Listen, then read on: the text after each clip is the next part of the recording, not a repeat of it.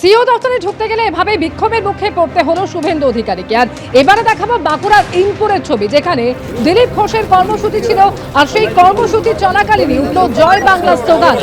বাঁকুড়ার ইনপুরের ভালুকা গ্রামে বিজেপির প্রাক্তন রাজ্য সভাপতির কর্মসূচিতে উঠল জয় বাংলা স্লোগান।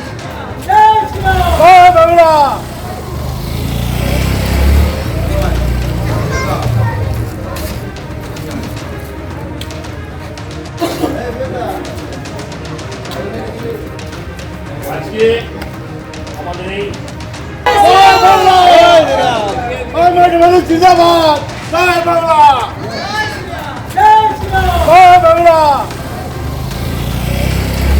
জনসম্পর্ক, এখানকার সমস্যা আমরা তুলে ধরছি, বাংলার সমস্যা। লোকেরা তাদের সমস্যার কথা বলছেন, কেন পরিবর্তন আমরা লোককে বোঝাচ্ছি। সাধারণ মানুষই তো পরিবর্তন করবেন, তাদের কাছেই যাচ্ছি আমরা। আমাদের সাধারণ বুথকর্মী থেকে মন্ডলের নেতারা যাচ্ছেন, আমিও তাদের সঙ্গে। আমাদের সঙ্গে সঙ্গে ওনারাও খুব কষ্ট করে ঝান্ডা ফান্ডা বেঁধেছেন কাল থেকে, তো একটা তাদেরকে অভিনন্দন জানালাম।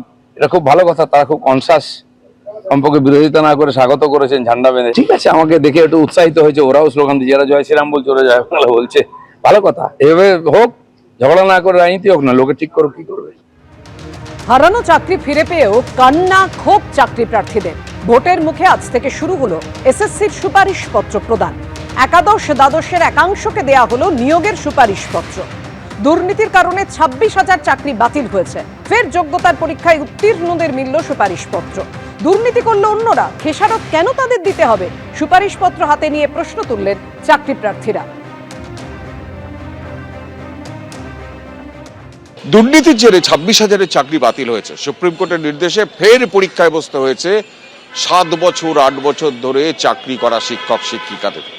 তারা উত্তীর্ণ হয়ে অবশেষে স্কুল সার্ভিস কমিশনের কার্যালয়ের বাইরে এইভাবেই লাইনে দাঁড়িয়েছেন, কারণ আজকে স্কুল সার্ভিস কমিশনের তরফে নিয়োগের সুপারিশপত্র দেওয়া প্রথম শুরু হয়েছে। অর্থাৎ যারা এতদিন নিয়োগপত্র হাতে পেয়েছেন এবং পেয়ে শিক্ষকতা করেছেন, দুর্নীতির জেরে তাদের চাকরি গেছে, চাকরি হারিয়েছেন, ফের পরীক্ষায় বসেছেন, তারপর আবার তারা উত্তীর্ণ হয়ে এইভাবে নিয়োগপত্রের সুপারিশ হাতে নিতে আজকে স্কুল সার্ভিস কমিশনের কার্যালয়ের সামনে উপস্থিত হয়েছেন। এবং স্কুল সার্ভিস কমিশন সূত্রে যেটা জানা যাচ্ছে, আজকে 80 জন এই এরকম চাকরি প্রার্থীকে ডাকা হয়েছে নিয়োগপত্রের সুপারিশ দেওয়ার জন্য, এবং আজ থেকেই শুরু হলো এবং সেই সুপারিশ দেওয়া আগামী দিনে চলবে। মূলত 11-12 যারা শিক্ষকতা করেন বা শিক্ষকতা করবেন তাদের ক্ষেত্রেই এই নিয়োগপত্রের সুপারিশ দেওয়া শুরু হয়েছে, এবং আগামী দিন 9-10-এর কাউন্সেলিং এবং 9-10-এর ইন্টারভিউর পর তাদেরও এই পর্ব শুরু হবে। কিন্তু যে দুর্নীতির কারণে চাকরি গেল হাজার হাজার ছাত্র শিক্ষক শিক্ষিকাদের এবং শিক্ষাকর্মীদের, এবং তার জেরে আবার নতুন করে পরীক্ষায় বসতে হলো, তারপর তার খেসারত দিতে আজকে তারা এইভাবেই আজকে হাজির হয়েছেন স্কুল সার্ভিস কমিশনের কার্যালয়ে। যার ফলে যারা নতুন চাকরি প্রার্থী, যারা প্রথম চাকরি পেলেন প্রায় 10 বছর অপেক্ষা করে, তাদের মুখে এক চিলতে হাসি এই আজকের এই নিয়োগপত্রের সুপারিশ পেয়ে। কিন্তু তার পাশাপাশি যারা পুরনো, যারা দীর্ঘদিন ধরে চাকরি করে চাকরি হারিয়েছেন, তারা আজকে কান্নায় ভেঙে পড়লেন হাতে নিয়োগপত্রের সুপারিশ নিয়েও। সব মিলিয়ে যে দুর্নীতি এবং যে দুর্নীতির কারণে হাজার হাজার চাকরি বাতিল হলো, আবার নতুন করে পরীক্ষা পর্ব এবং শুরু হলো, সেই পর্বের সমাপয়েতের দিকে চলছে।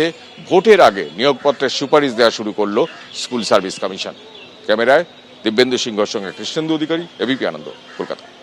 এটুকুই বলবো, আমার শত্রুর সাথেও যেন এরকম ঘটনা না ঘটে, কারণ ভীষণ ভীষণ অনেক কষ্টের পর আমরা এই অনেক সততা, অনেক সাধনার ফলে আমরা চাকরি পাই। সরকারি চাকরি যারাই যেখানে করে, অনেক কষ্টের ফল আমাদের। কিন্তু যে অসম্মান, যে অপমান প্রতি মুহূর্তে সইতে হয়েছে আমাদেরকে, সেটা আমরা কোনোদিন ভাবতে পারিনি। যে সময়ের মধ্য থেকে আমরা গেছি, যে সামাজিক অপমান আমরা সহ্য করেছি, সেটা শুধু আমরাই জানি। নিজের ঢোল নিজেকে পেটাতে হয়েছিল, জাহির করতে হয়েছিল যে আমি university topper. That is very shame for me. আমার এটা খুব লজ্জার আমার কাছে। আমরা যেন কন্টিনিউয়েশনটা পাই, কারণ আমাদের চাকরি চলে যাওয়ার পিছনে আমাদের কোনো দোষ ছিল না, আমরা কোনো অপরাধ করিনি। এটা কি খুশি হয়? কেউ তো হতে পারে না। হতে পারে এত বছর চাকরি করার পর না, এটা যেমন পজিটিভ দিক যে বাড়ির কাছে হয়েছে, কিন্তু এটা মানসিকভাবে তো সবাই বিধ্বস্ত। আমরা শুধু আমি তো নয়, সবাই এত বছর চাকরি করেছি। তারপর 2016-তে, তখন তো সত্যি কথা বলতে কি, মানে তখনও আমি আনম্যারিড ছিলাম, তখন যে ফোকাসটা দিতে পেরেছি, এখন তো আর সেটা না। এখন আমার কি বলবো, 1 বছরের বাচ্চা, তাকে নিয়ে পরীক্ষা দিতে হয়েছে, এই আর কি। তো কষ্ট তো হতেই করতে হয়েছে, মানে প্রেগনেন্সি অবস্থাতে হাইকোর্টে রায় দিল, আর যখন আমার ছেলে হলো তখন আমার সুপ্রিম কোর্টে রায় দিল। সেই অবস্থাতেই মানে পড়াশোনা করতে হয়েছে, এই আর কি। এবিপি আনন্দ, এগিয়ে থাকে, এগিয়ে রাখে।